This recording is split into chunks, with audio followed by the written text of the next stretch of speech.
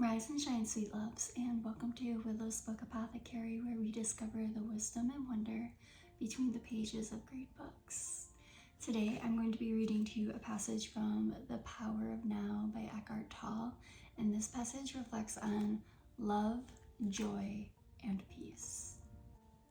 Glimpses of love and joy, or brief moments of deep peace, are possible whenever a gap occurs in the stream of thought.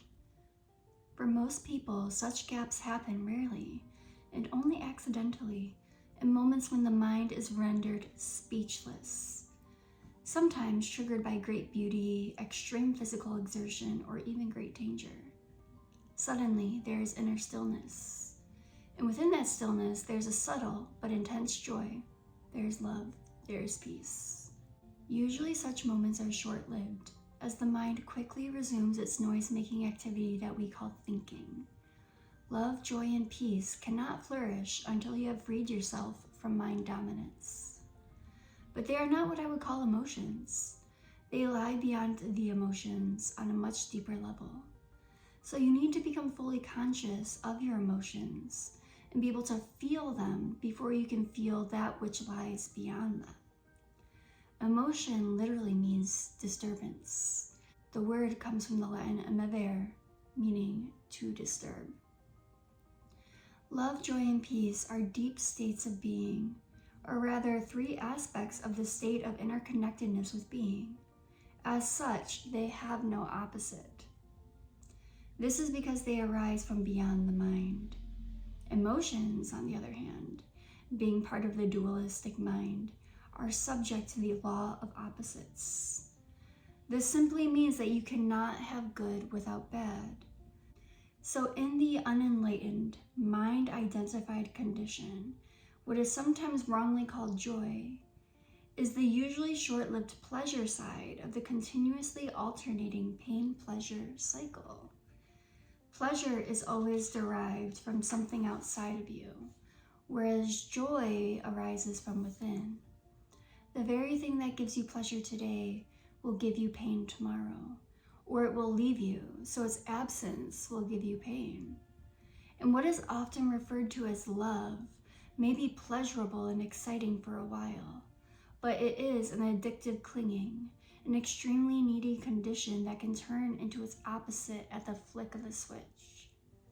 Many love relationships after the initial euphoria has passed actually oscillate between love and hate, attraction and attack. Real love doesn't make you suffer. How could it?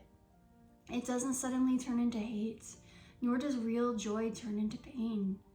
And as I said, even before you are enlightened, before you have freed yourself from your mind, you may get glimpses of true joy, true love, or of a deep inner peace, still but vibrantly alive. These are aspects of your true nature, which is usually obscured by the mind. Even within a normal, addictive relationship, there can be moments when the presence of something more genuine, something incorruptible, can be felt. But they will only be glimpses, soon to be covered up again through mind interference. It may then seem that you had something very precious and lost it, or your mind may convince you that it was all an illusion anyway. The truth is that it wasn't an illusion, and you cannot lose it. It is part of your natural state, which can be obscured but can never be destroyed by the mind. Even when the sky is heavily overcast, the sun hasn't disappeared. It's still there on the other side of the clouds. It felt incredibly powerful for me to find that subtle discernment between the internal state of joy versus the external experience of pleasure, and being able to find that fine line between the two. I have two questions for you today, sweet loves, and the first question would be, when did you last experience true joy or deep inner peace?